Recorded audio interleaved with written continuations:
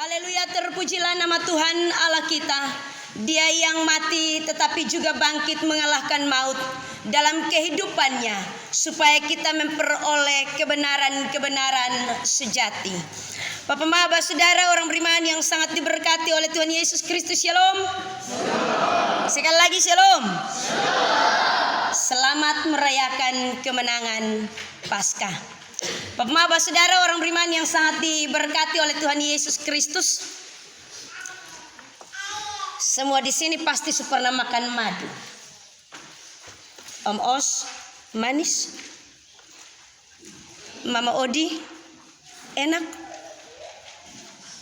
Bapak Alek mendapatkannya mudah atau tidak? Tentunya bahwa untuk mendapatkan madu, ada madu batu, orang akan berupaya untuk kemudian menggali, berusaha dengan keras untuk kemudian mendapatkan madu terbaik. Tetapi juga ada madu pohon. Ada banyak orang Bapak Maba saudara yang tentunya berupaya dengan keras untuk bisa mendapatkan madu terbaik. Madu dihasilkan oleh lebah, binatang yang paling unik Bapak Maba saudara orang beriman. Karena selain menghasilkan madu yang manis, tetapi juga memiliki suatu kekuatan yang sangat luar biasa pada tubuhnya, yaitu sengatannya. Superna kena sengat namin ay kaha. Namin kan namen. Namen ais baru namin. Habis itu baru bilang mutninat loh. Pas-pas. Dia pun sengatan itu menjadi suatu kekuatan baginya. Sangat membahayakan untuk para pencari madu. Kalau yang biasa aman-aman, yang sonde biasa turun datang dari pohon potong lihat teh, babang katar karuan. Amin. Itu bagi pencari madu saja. Tetapi jangan cari madu di bulan Bapak Os, karena nanti tinggal di sengatan saja. Bapak Maba saudara orang beriman yang sangat diberkati Tuhan, kekuatan sengatan itu begitu luar biasa. Tetapi kekuatan itu juga yang menjadi kelemahan bagi sang lebah. Karena ketika dia memberi sengatan, maka setelah selesai sengatnya Bapak Mama, maka beberapa waktu kemudian lebah itu akan mati. Karena itu Bapak Maba saudara orang beriman, jangan heran kebanyakan lebah akan sangat berhati-hati untuk tidak sengat. Kecuali lebah yang di rumah saja. Itu bapak-bapak baru mau bergerak sedikit lu datang lu kena sengat. Itu yang dipunaman namen, bukan namin. Setelah sengat beberapa waktu dia akan mati. Kekuatannya tidak ada lagi. Dan itulah kelemahannya. Bapak Maba saudara orang beriman yang sangat diberkati Tuhan, kehidupan orang percaya sama ibaratnya dengan lebah. Apabila hidup orang percaya itu hidup bagi Allah, maka dia harus tetap tinggal di dalam Kristus. Jangan coba-coba menyimpang atau jalan keluar, atau main serong alias selingkuh. Jangan. Tetap hidup dan tinggal di dalam Kristus. Tetapi apabila kita membiarkan dosa menguasai, apabila kita menyimpang dan dosa menguasai, maka sengat dosa itu akan membawa kita kepada kematian. Firman Tuhan berkata kuasa dosa ialah maut. Kalau kita menyimpang dari Kristus dan mau hidup dan berkompromi dengan dosa, maka akibatnya adalah maut atau kematian. Bapak Maba saudara orang beriman yang sangat diberkati oleh Tuhan Yesus Kristus, surat ini tentunya ditulis oleh Rasul Paulus kepada jemaat yang ada di Roma. Ketika dia sementara ada di Korintus, bukan sementara ada di Roma. Dia menulis surat ini Bapak Saudara orang beriman, menjadi bagian surat terpenting dalam pemberitaannya akan Injil Kristus. Surat ini tentunya Bapak Saudara ditujukan kepada orang-orang Yahudi dan juga orang-orang bukan Yahudi, untuk kemudian hidup dan dengan mengajarkan dasar-dasar iman Kristen dan bagaimana hidup yang benar dan juga berpaut kepada Kristus. Rasul Paulus mengirimkan surat ini untuk kemudian membawa orang percaya yang ada di Roma, supaya dalam kehidupan iman mereka dapat mempengaruhi kehidupan tiap-tiap hari. Jadi mereka bukan hanya disebut orang percaya, orang Kristen yang pertama, tetapi juga kehidupan mereka sebagai orang Kristen, sebagai orang percaya, memberi dampak kepada kehidupan tiap-tiap hari. Bapak Saudara orang beriman yang sangat diberkati oleh Tuhan Yesus Kristus, Rasul Paulus tentunya mendorong jemaat yang ada di Roma agar hidup bagi Allah. Karena itu dalam bagian firman Tuhan ini ada 3 hal teramat penting yang Rasul Paulus tekankan kepada jemaat yang ada di Roma. Yang pertama Bapak Saudara orang beriman, Rasul Paulus menekankan tentang baptisan. Bahwa baptisan itu menunjukkan bahwa kita telah mati bagi dosa dan bangkit untuk hidup yang baru di dalam Kristus. Kita harus menyalipkan dosa-dosa kita. Artinya bahwa kita tidak lagi membiarkan kehidupan kita dikuasai oleh dosa. Sehingga Rasul Paulus juga berkata, bagiku hidup adalah Kristus dan mati adalah keuntungan. Dalam hal hidup Rasul Paulus tidak ingin berkompromi dengan dosa. Dia tidak menyeleweng dari imannya kepada Kristus. Karena itu dia berkata, bagiku hidup adalah Kristus dan mati adalah keuntungan. Dalam hal ini juga Bapak Saudara orang beriman, Rasul Paulus menegaskan untuk kemudian kita dapat menguasai diri kita, supaya kita tidak lagi hidup dan menjadi hamba dosa. Ini yang ditekankan oleh Rasul Paulus. Rasul Paulus menyadari benar Bapak Saudara, bahwa kekuatan untuk hidup dalam kemenangan atas dosa adalah satu-satunya di dalam Kristus Yesus. Kalau keluar dari situ, maka kotong son ada kekuatan lagi, sama seperti lebah tadi. Kalau keluar dari situ, sekali lagi kita tidak akan memiliki kekuatan sama sekali. Yang kedua Bapak Saudara orang beriman yang sangat diberkati oleh Tuhan Yesus Kristus, yang ditekankan oleh Rasul Paulus dalam bagian ayat yang ke-10 dari firman Tuhan ini. Rasul Paulus bilang bahwa sebab kematiannya adalah kematian terhadap dosa, satu kali dan untuk selama-lamanya, dan kehidupannya adalah kehidupan bagi Allah. Mati satu kali, tetapi juga dibangkitkan dalam kehidupan bagi Allah, memberi suatu kehidupan yang bermakna bagi Allah, bagi pekerjaan keselamatan, memberi makna bagi kebenaran, memberi makna bagi persekutuan pelayanan. Ini yang Kristus tekankan dan juga disampaikan oleh Rasul Paulus kepada jemaat yang ada di Roma, baik kepada orang-orang Yahudi maupun kepada orang-orang bukan Yahudi. Rasul Paulus menekankan akan hal ini untuk hidup bagi Allah. Hidup bagi Allah berarti menyerahkan diri sepenuhnya untuk kemudian dipimpin dan dituntun oleh Allah. Dan hanya Allah saja yang dapat menguasai akan kita. Hal yang ketiga Bapak Saudara orang beriman, dalam hal ini Rasul Paulus mengerahkan kita untuk kemudian kita menyerahkan seluruh anggota tubuh kita dan kemudian hidup dipakai oleh Allah menjadi hamba kebenaran, bukan hamba dosa. Ada 2 model hamba. Hamba dalam bahasa Dawan ate. Ate itu berarti pesuruh, budak. Jadi budak akan mengikuti apa yang tentunya diperintahkan oleh tuannya. Dengan segala konsekuensi apapun juga, dia akan patuh dan taat, menjadi hamba kebenaran.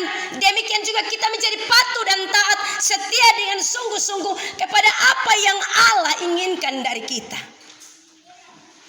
Tetapi Bapak Saudara orang beriman yang sangat diberkati oleh Tuhan Yesus Kristus, tanpa kita sadari bahwa kehidupan kita, terkadang kita tidak mau untuk kemudian tubuh kita diberikan bagi suatu kebenaran-kebenaran sejati yang Allah anugerahkan bagi kita. Orang akan memilih lebih baik yang menyenangkan tubuhnya, yang menyenangkan jasmaninya, yang menyenangkan keinginan-keinginannya, daripada harus memilih untuk kemudian yang tidak menyenangkan bagi tubuh jasmaninya. Orang akan lebih memilih ke sana. Kalau seandainya Bapak Saudara ada dua kegiatan bersamaan, antara pesta dan juga gereja, maka Bapak Mama percaya atau sonde percaya. Atau kalau ada ibadah pemuda yang terjadi di Mio, ada pesta di Lina Nutu dan ada ibadat pemuda di gereja. Semua bilang kotong ibadat oke, siap rapi ganteng kakak. Sebentar bukan masuk di gereja, orang lebih memilih pesta di Lina Nutu. Karena di sana orang bisa dugem, kasih senang diri. Di sana dengan kawan-kawan bisa kasih sebar 1 saloki 2 saloki. Di sana ada kesenangan yang panah.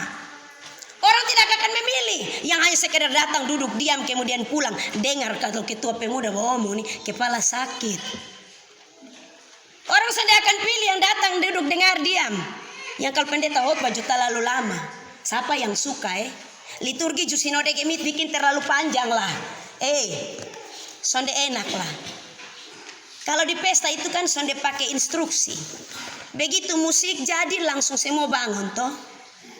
Kan itu orang akan memilih yang menyenangkan. Yang menyenangkan. Yang lebih naif lagi Bapak Mama.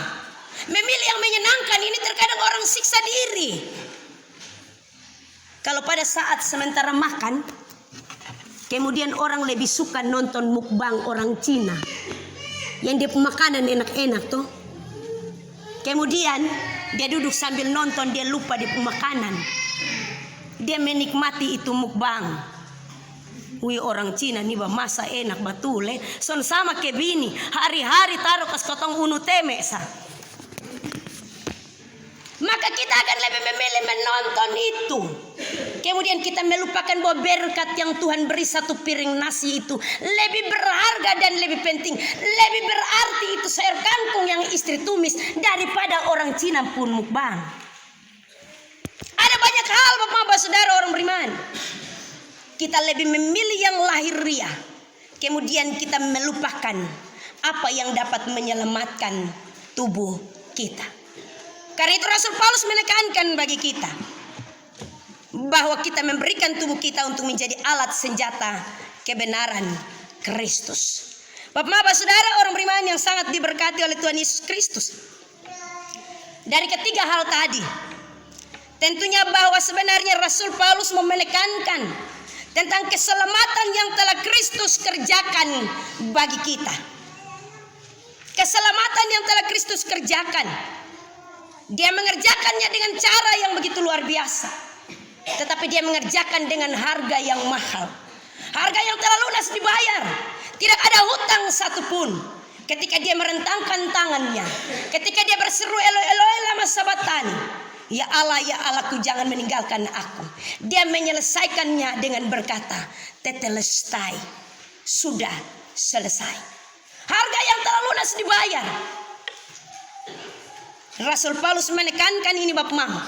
Tentunya dengan maksud untuk kemudian membawa kita bahwa kita melihat keselamatan adalah kasih karunia dari Allah semata-mata. Keselamatan adalah kasih karunia yang diberikan secara cuma-cuma kepada setiap orang percaya.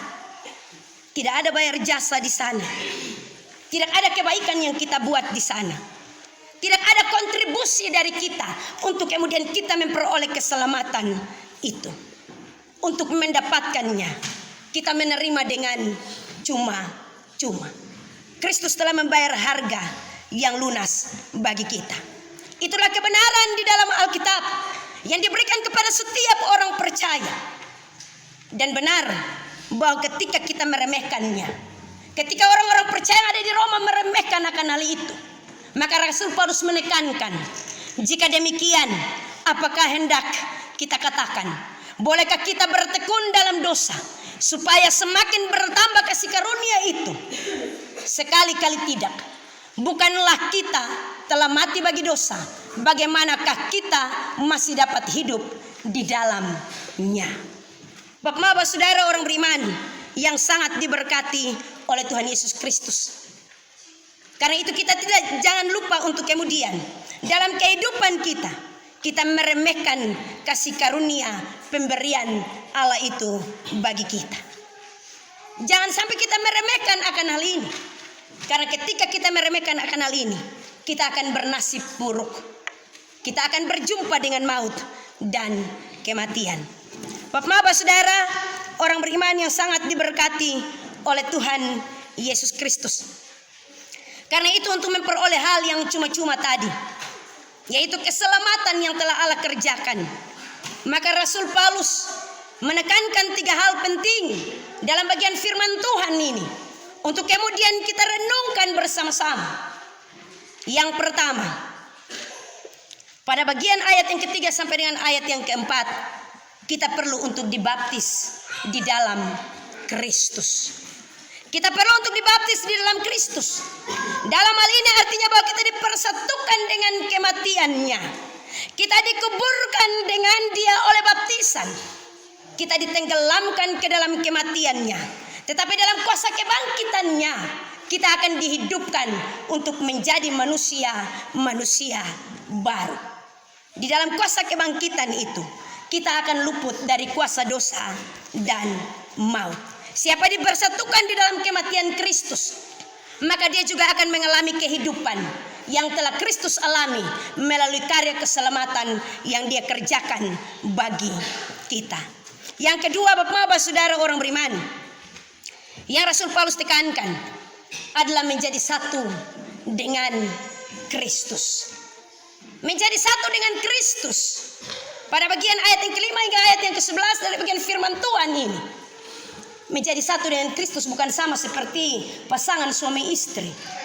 Begitu pas pemberkatan nikah kotong pengomong satu bantal dua kepala. Menjadi satu untuk selamanya. Tetapi kemudian ada keputusan lain yang kotong ambil. Menjadi satu dengan Kristus sama seperti pokok anggur yang benar. Kita hidup pada ranting yang benar. Kita hidup pada pokok anggur yang benar. Kita tidak terpisahkan dari Kristus. Menjadi satu berarti utuh. Tidak terpisahkan dari kasih Kristus. Kenapa demikian Bapak-bapak saudara orang beriman? Sebab kebangkitan Kristus telah memberi arti bagi kehidupan kita. Telah memberikan bagi kita suatu kehidupan baru. Untuk kemudian kita hidup lepas dari dosa, hidup dalam kebenaran, hidup dan mengikuti apa yang telah Kristus buat bagi kita, menjadikan Dia menjadi terminan dalam kehidupan kita tiap hari. Dengan demikian maka dosa tidak akan lagi berkuasa atas diri kita apabila kita hidup di dalam Kristus. Karena itu jangan cari yang di luar lah, yang muda-muda dong, apalah yang susidi. Jangan sampai kau nanti waktu sidi itu menangis mas kakedu, weh keringat ingus air mata meleleh jadi satu. Begitu 1-2 hari teh, kau tong tanya begini, dia sudi sana, sudi sini, semua jalan dia pi habis. Jadi son tahu dia di dalam Kristus, kau di luar Kristus. Tapi berhati-hati juga. Terkadang bahwa ketika kita mengalami pencobaan, ketika kita sudah ada di dalam Kristus, maka orang akan mengambil keputusan untuk keluar dari jalan kebenaran itu. Ada orang-orang percaya yang mengambil keputusan yang demikian. Bapak-bapak saudara orang beriman yang sangat diberkati oleh Tuhan Yesus Kristus. Yang ketiga atau yang terakhir dari bagian firman Tuhan ini, pada bagian ayat yang ke-12 hingga ayat yang ke-14, Rasul Paulus mau bilang bagi kita, hiduplah sebagai manusia baru. Hiduplah sebagai manusia baru. Berbicara tentang kematian dan kebangkitan Kristus bukan suatu perayaan sejarah yang dilaksanakan tiap tahun, yang dilaksanakan dari masa ke masa. Bukan seremonial untuk ada dekorasi yang bagus, salib pasang kiri kanan di sepanjang jalan. Orang bahkan sentiru satu malam menyanyi lagu rohani 1 tahun 1 kali di Paskah, yaitu malam puji-pujian. Tetapi kemudian dia punya hidup sudah berubah. Dia tetap ada dalam kehidupan yang lama, tetap berkompromi dengan dosa-dosanya, tetap hidup di dalam dosa. Tidak mau untuk kemudian mengadakan pembaruan hidup, tidak mau untuk dikritik dalam kebenaran. Kau tahu kalau omong bilang dikritik ini untuk berubah, berani orang omong kita pun tersinggung minta ampun. Amin. Orang beromong bilang itu dia seomong beta itu. Beta tahu tei bab tua salangina bungkus sang beta nah. Jadi makanya ini dia subtaro ini. Kita tidak mau dikritik untuk kebenaran. Kita tidak mau dikritik untuk maju dan menjadi manusia baru. Kita tidak mau untuk kemudian Kristus memakai orang lain dan mengubahkan kehidupan kita. Bahkan terkadang kalau orang omong soal firman Tuhan, lu omong terlalu banyak, terlalu suci dan rohani. Amin. Kita tidak mau untuk dikoreksi. Menjadi manusia baru adalah kita meninggalkan manusia lama kita. Kita memandang kepada Kristus yang telah bangkit itu. Dia telah memberikan janji kehidupan baru bagi setiap orang percaya. Dia telah mengerjakan kebenaran sejati. Dia telah menjadi hamba kebenaran yang setia. Ketika dia melakukan apa yang menjadi amanat Bapaknya baginya, dia telah melakukan kebenaran sejati. Kebenaran itu yang telah menyelamatkan kita. Kebenaran itu yang membawa kita kepada kehidupan kekal. Kebenaran itu yang akan membawa kita untuk kita hidup menjadi manusia baru. Bapak-bapak, saudara, orang beriman yang sangat diberkati oleh Tuhan Yesus Kristus. Hari ini kita ada dalam perayaan Paskah. Ada begitu banyak orang merayakan dengan begitu meriah. Besok baru mahanaim pawe kok. Yang lain supawe. Ada yang menyanyi, ada yang jalan sambil bajoget, ada yang kemudian pegang obor sambil sumbur-sumbur minyak. Son pakai baju lain. Padahal pawe kemenangan Paskah. Bahkan ada yang sambil jalan itu sambil mafo. Iya, bilang kotong pasang memang kekuatan. Karena sudah ada kekuatan berarti bisa jalan. Orang pakai momen-momen ini bapak mama hanya sekedar untuk rame-rame, ikut arus dan hura-hura. Orang bikin apa kotong juga bikin demikian. Orang merayakan model apa kotong juga merayakan yang demikian. Tetapi tentunya untuk memaknai akan kematian dan kebangkitan Kristus tidak ada dalam diri kita. Apabila kematian dan kebangkitan Kristus itu ada, maka pulanglah dengan komitmen. Memilihlah untuk hidup baru. Jangan keluar dari Kristus. Karena ketika kita keluar dari kekuatan itu, maka kita akan mati binasa. Jangan keluar dari kekuatan Kristus. Karena kekuatan kebangkitannya yang kemudian membawa iman kita kepada kebenaran yang sejati. Bapak-bapak, saudara, orang beriman yang sangat diberkati Tuhan. Marilah kita menjadi hamba-hamba kebenaran yang setia. Sama seperti Kristus telah melakukannya dengan setia. Supaya kita hidup di dalam Dia. Tuhan memberkati kita dengan terang firman-Nya. Pujilah nama Tuhan. Amin.